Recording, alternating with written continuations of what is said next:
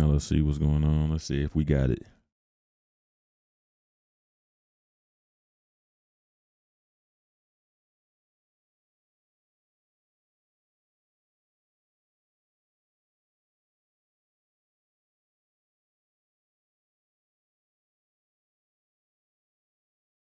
Bet, man, we live. You can see, boy, this is an experiment, man. One step at a time. Tweaking things. You basically teaching yourself how to produce a live show when you mess with this, man. But of course, there's gonna be tweaks made, audio, video, just slowly adding things. I don't want to add too many bells and whistles though, because I don't want to get to a point where folks are feeling like it's almost too much going on, where it's more about the bells and whistles than what's being said. Because end of the day, platforms gonna always be the platforms. More so about conversation and folks putting their unfiltered opinions out in the world, because that's how you connect. You express yourself completely. Somebody listens. They express themselves. You listen. Y'all converse back and forth, share perspective, and there you go from there. But it's hard to do that when you got sound effects coming from this side. You got a whole bunch of different graphics coming from another side. It's distracting. It's good entertainment wise, but the thing about entertainment is entertainment doesn't educate, and you're not gonna remember everything that entertains you. You're only gonna keep up with like the peaks, and there's still a time limit on how much of the peak you're gonna focus on. So, gotta keep it pretty chill, man, because you can't tell that's my mannerism. Like, just chill. Got the main part out the way. Let's get into it, boy. Life, camera, action. Just to teach folk how to approach life for real. And not gonna hold folk too long, just cause trying to be more consistent with getting it every day. And then when you got folk in here that you can converse with, then you can go back and forth and carry it out as long as you need to. But just want to drop a few gems here and there and then get up out this piece, you feel me? But yesterday I was talking about self-awareness, right? And being able to understand who you are. That way you can understand how the world operates around you and how you fit. The best way to do that is to frame it as your life is a movie. And the questions are pretty relevant how to get there for real. Like, everybody's life is a movie. But if you're only judging yours, what genre is it? Is it a horror movie? Hope not. Is it a thriller? Could be cool. Comedy? There's pros and cons of that. Romance? Action? Biography? What kind of movie is it? Fiction? Non-fiction?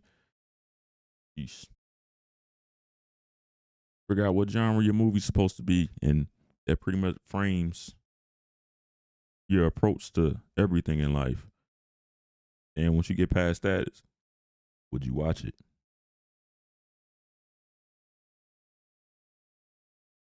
You live in your life like it's a movie, and it's only for an audience of two, for you and whatever God you believe in. Or if you don't believe in God, then the person on the other side of that black glass that you aren't sure is there, or you don't know is there, but it's watching you the whole time. Only two people that are gonna be watching, paying attention to it, and gonna understand all the details to it. And in saying that, you gotta then start drawing a line of where do you see yourself at the beginning of the movie, at the end of the movie. I had a conversation with one of my uncles, right, where talking about life and the entirety of life. And I see it as a movie for real, because you got the opening credits, which is the first date And then you got the ending credits, which is the last date. And when you're looking at tombstones, you got those two dates, but what you do with that dash is everything. Ain't with a movie where opening credits ease people into it are crazy important. How you jump into it is crazy important. How you end it, crazy important. But what's most important is what's in the middle.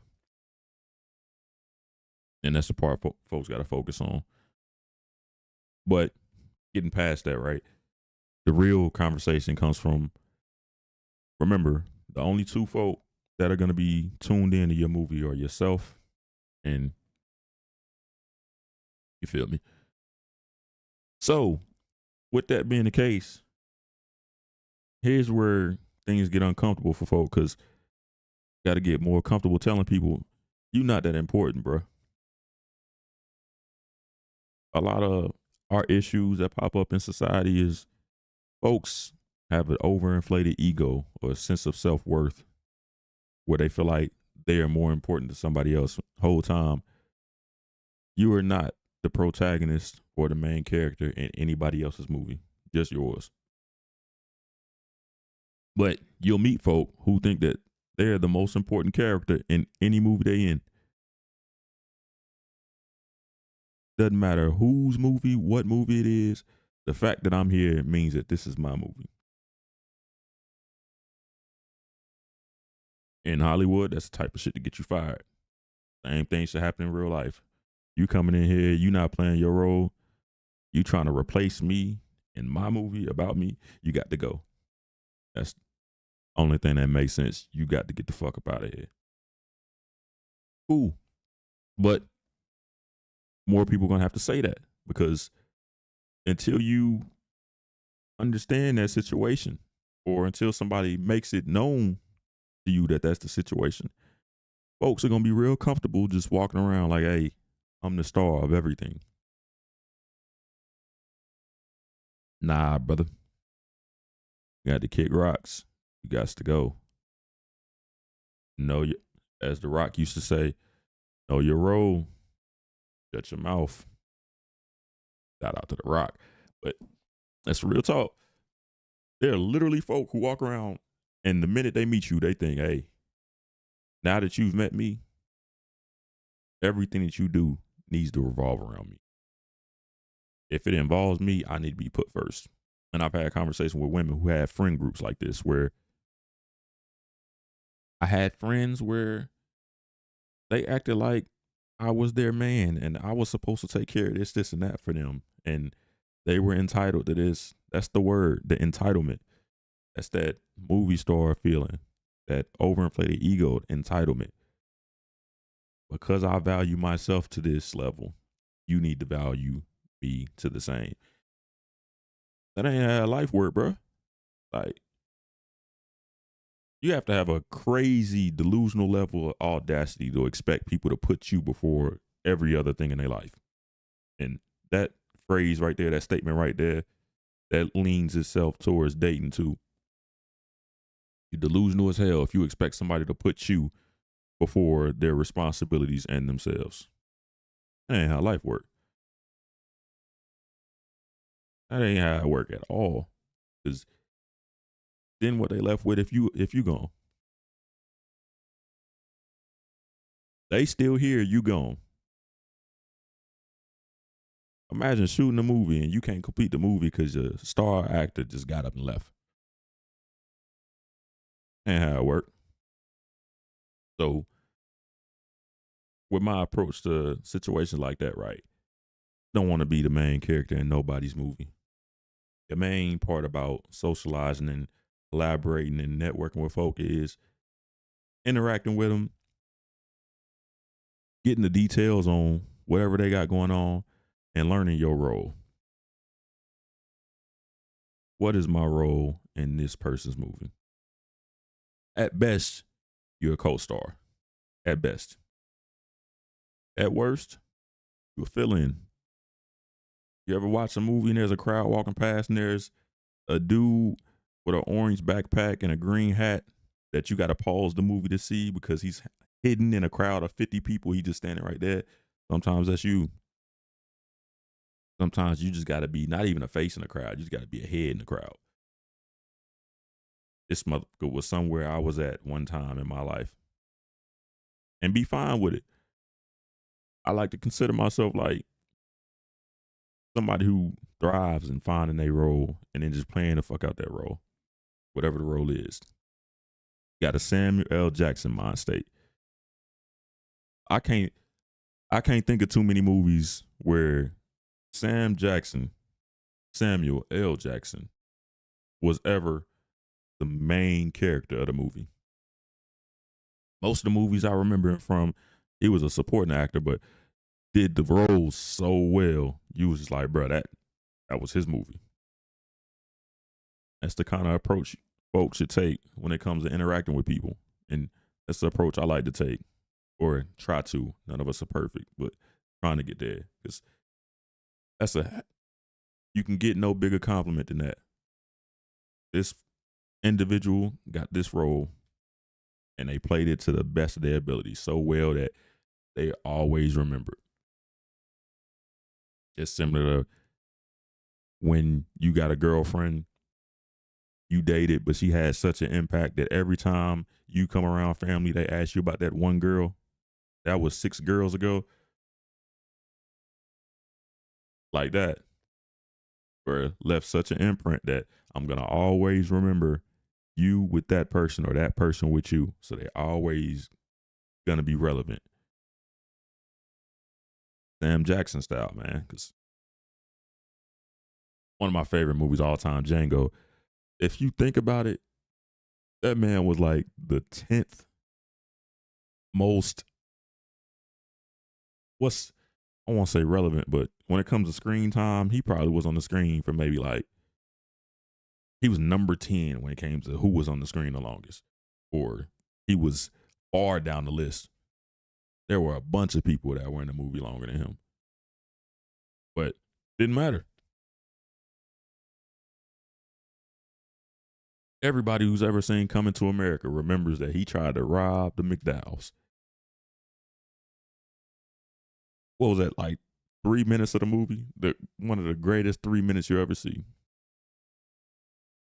Boom, I got one. All right, so Pulp Fiction. Another all-time great movie.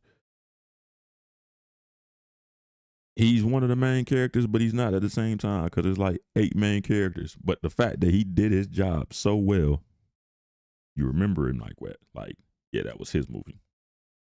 He was getting down in that. Same way.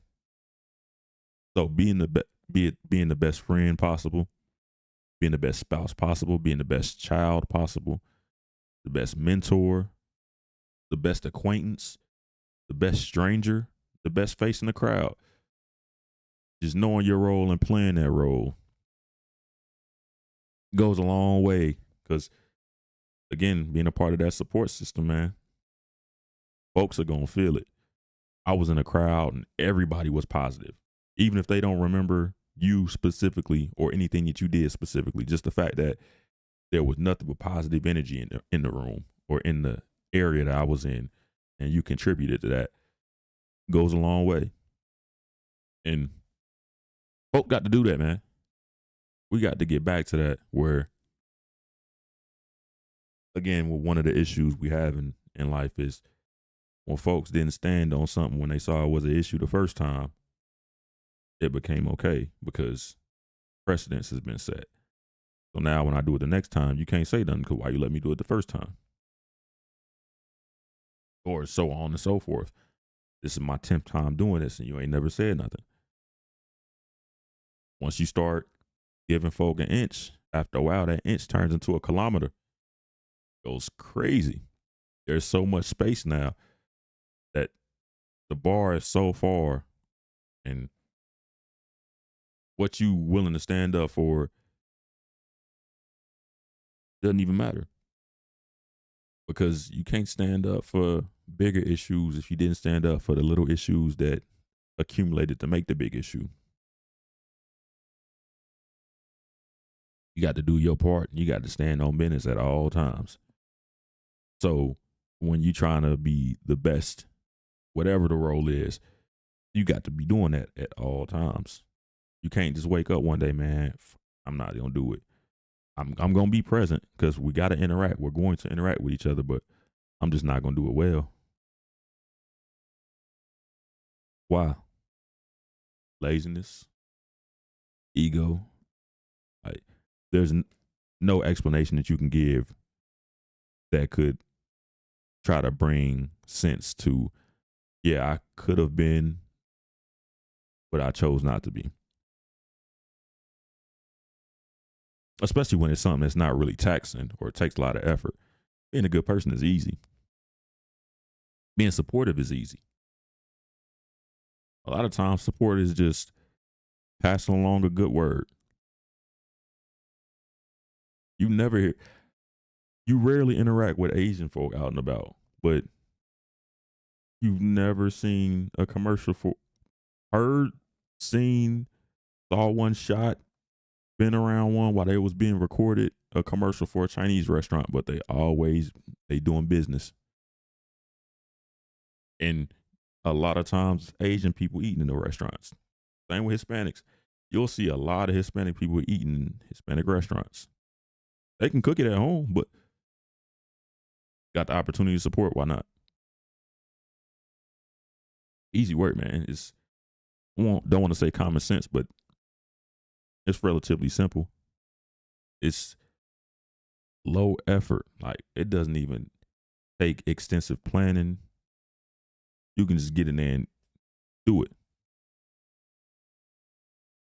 But I mean, think about it this way. Your life is a movie, right? You want your life to be like a Quentin Tarantino movie? Always memorable? Do you want it to be like M. Night Shyamalan? Michael Bay flick? You want it to be like that? Jordan Peele? Memorable but scary? Or you want a Tyler Perry flick? That's my one thing. Like, if I don't do nothing else, my life not about to be no Tyler Perry flick. At no point in time is we not giving off that kind of energy, that kind of vibe. We not doing that. And it's not gonna be no Spike Lee joint neither, because I love Spike Lee movies, but bro, we not everything ain't about to be about a black struggle or a black overcoming or something. Trials and tribulations. One of them is positive, on the other side is negative. One is about spreading the message, the other one is about making money off black women. But before we get up out of here today, because I know folk watching football know this is not really the longest dialogue you can have about the ins and outs of making your life a movie, but I wanted to put this up here just so people can see it. And it plays into it, but it doesn't. Goes back to, do you want your life to be a Tyler Perry movie or not? Look at these stats, right? And all of these are tried and true. Like, you can look it up for yourself. Any information that I ever put out is something that I'm going to research, look into, confirm, and then I'll actually present it. But this is going to be a conversation for another day. But single parent households in the US, 25% of children are being raised in single parent households. So that includes all suburbs. It includes the rural areas where the farmland is at. It includes the urban just mess or the metropolitan hustle and bustle in the South, the North, East, and the West. The entire country, every different environment where children are being raised, 25% of them are being raised in single parent households. In 1960, that number was 4.1%. And again, it's a conversation for a later date, but in 60 years, numbers are already six times higher than it was. Like that's nasty. So you got grandparents who can remember when everybody had mom and dad at home.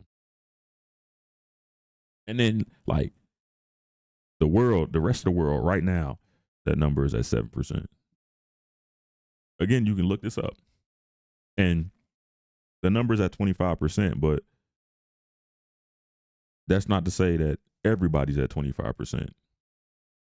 Because I gave a few examples. I tried to look up, tried to be fair, don't want to give pointed information or be biased to one side or other, but tried to look up what cities had the lowest. Couldn't get that information, couldn't get that number. The most I can get was the lowest cities are around that 25% mark. I'm assuming those are like the largest cities too, like the larger metropolitans. But when it comes to like the highest, majority of them are in the Midwest. And for those who don't know, the Midwest is also the most dangerous part of the country to live in. Not the South, not the West with the gangs, not the East where the populations are higher, not even where the racists live at. Nah, the Midwest has the most dangerous part of the country. If you look up homicide rates, you'll see a lot of Louisiana, you'll see some Florida, you'll see California, you'll see DC, Baltimore.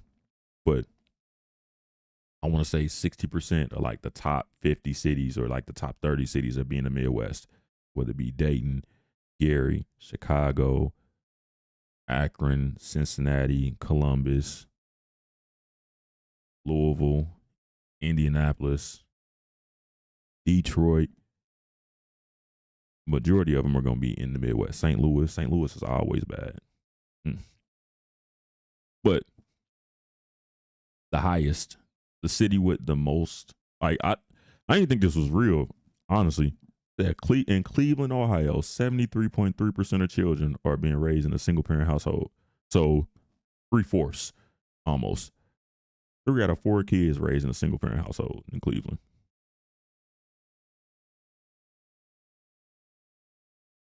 Then you get to Detroit, where it's at 72%. So again, almost 3/4.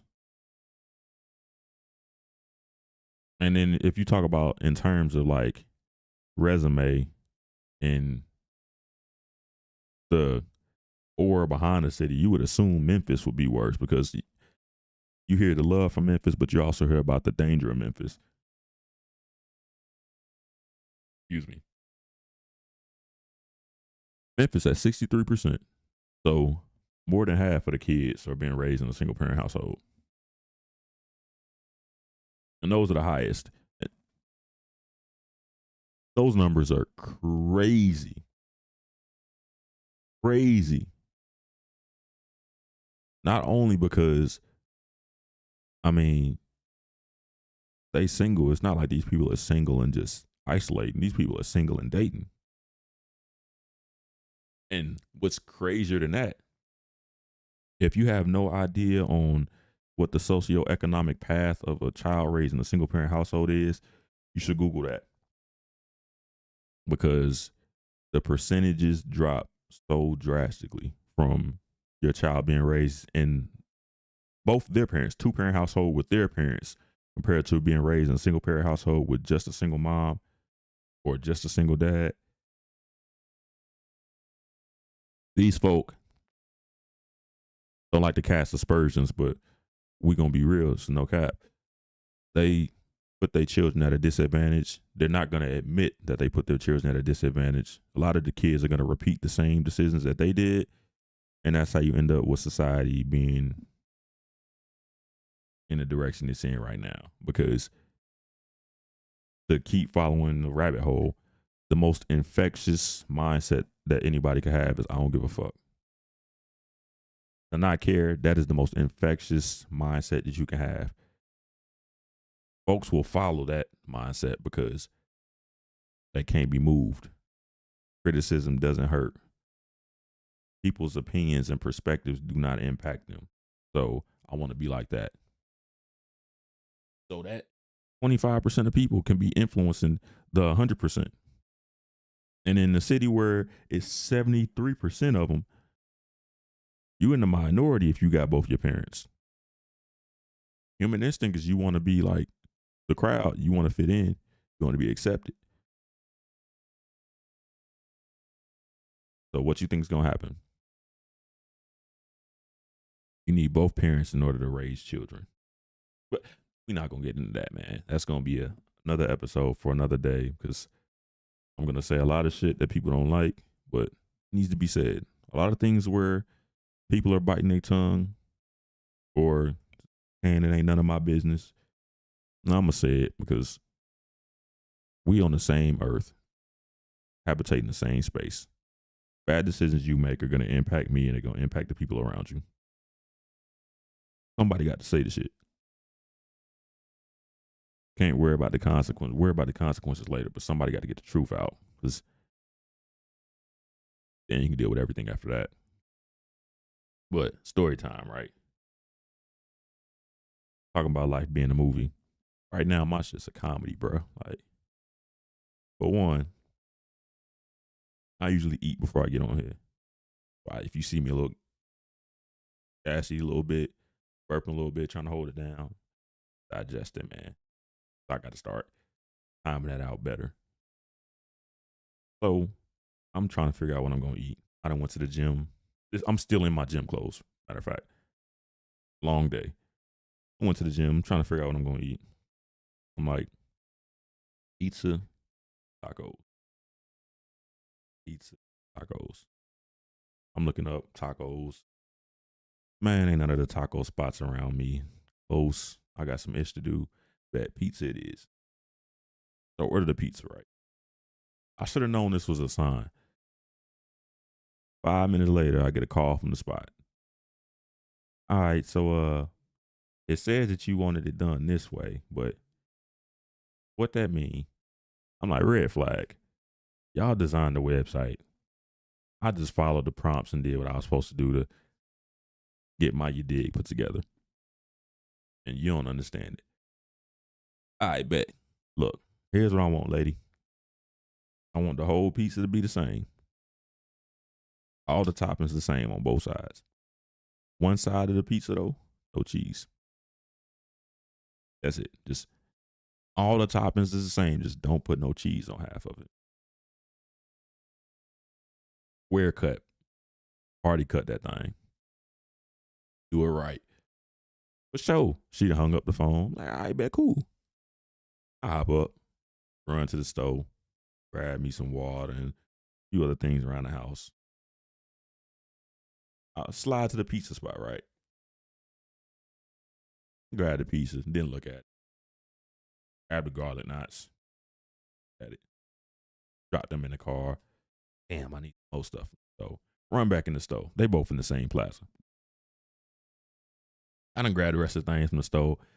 Sat down in the car. Flip the box open. I look in the box. All right. So I done grabbed the box. Hop back out. I walk back into the pizza spot. I flip that thing over. I ain't open it. Just set it on the counter. Just, you know, whenever you bring anything back to a restaurant, the quality of a restaurant will determine what kind of reaction you get. If it's a top-notch restaurant, they'll, oh, I'm sorry, sir. I apologize. Let us make it over. Matter of fact, here's a coupon. Here's some free stuff. It's all on me. Only the best restaurants do that. The other reaction is, oh, what? Well, let me see.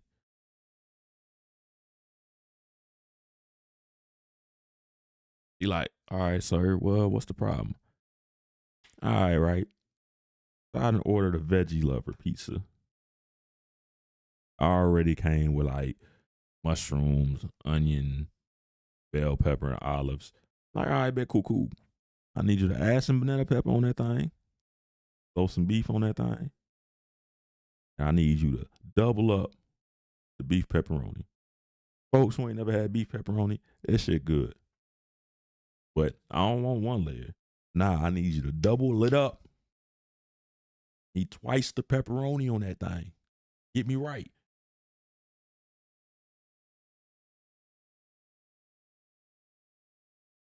And you ain't even cut the pizza right. You got me like pizza big. I'm like, man, why you give me these thick ass slices of pizza, man? I, I need you to do something about that. You didn't open the pizza. I knew, and things are going downhill. They going downhill. Every little sign I'm picking up is like, oh yeah, this ain't gonna go high. I think it's gonna go. She didn't flip the pizza lid open. She looking at it, and she just looking at it. She looked like, not gonna lie to you, she stared at it for about a solid 7 to 8 seconds, and I already told her what's wrong with it. She just staring at it. I'm like, oh shit, here we go. It's about to be a misunderstanding in here, because you know what's wrong. Whenever you get in trouble as a child and your mama told you to do something and you did it wrong, but you thought you did it right, you just look at it, hoping that eventually she'll forget about it or that something to change. You just stare. She hit me with one of them where she just,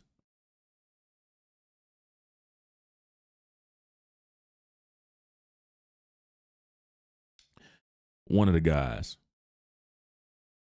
Mexican. I don't got no problem with Mexican folk, but the same respect I treat Mexican food is the same respect I treat to all food. So if I go to get some tacos, I want Paco and them to be making them. Guillermo, I would like for Jose and them to make my tacos. And with pizza, I need somebody that uses the word mooly to be making my pizza. I need somebody that has said capiche and spoken with their fingertips making my pizza. Mexican dude making a pizza. I'm like, oh, all right. Another sign. Man, why folks pull this knife out, bruh? He start cutting the pizza immediately. First thing I'm like, I know these niggas not about to try to give me the same pizza back. He done looked at the pizza. He looking at it still. He looking at it. He done pulled out the pizza slicer. He trying to triangulate how to turn this triangular cut into a party cut. And I'm watching him. I'm sitting right here. I'm on the counter. The counter right this far. I'm watching. Cuz get to rolling it, trying to do geometry on the pizza. I'm like, these niggas about to try to give me this same pizza back. Knowing that the party cut was only one problem. Second problem was you ain't get the pepperoni. And my mind immediately went there like, so if they gonna try to give me the same pizza back, he think he just gonna cut it and give it back. He speaks Spanish. Whoever had trained him or the main guy that's in the kitchen, they have a little conversation, a little back and forth. And I see him pull out a, a pan and he turned this light on this stove. And now I done went from I know they ain't to man, quit bullshit. Lie to you not. Folks then pulled out some pepperoni and threw it in the pan, and cuz is starting to cook the pepperoni in the pan. What you think about to happen next?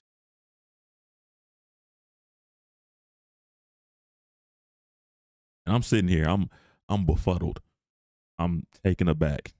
I'm absolutely perplexed at what's happening right here in front of me. Because the pizza is still sitting on the same spot on the counter. The same spot I dropped it in. They flipped that thing, cut it, and cuz is back there cooking up the pepperoni. This man walked this hot pan full of pepperoni over and one by one start placing them on top of the pizza.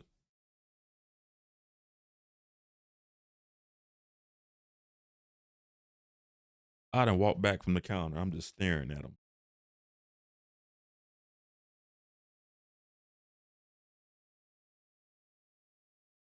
it's more customers walking in, they ordering their food. So the original girl then walked off and started taking orders. Folks is hand placing these pepperonis on top of the pizza.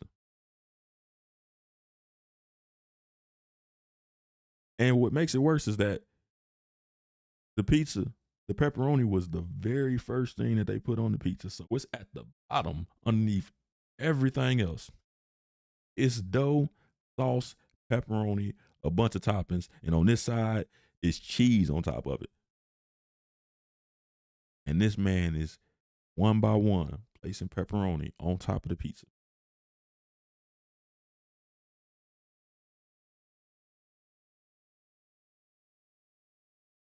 They shut the lid, cuz flip the pizza back around and go, "Here you go, sir." I walk up to the counter. I done waited for them to get done. I watched the entire process. I looked at Shorty and I go, "Let me get a refund. I don't want it. Let me just get the refund. Because there ain't no way."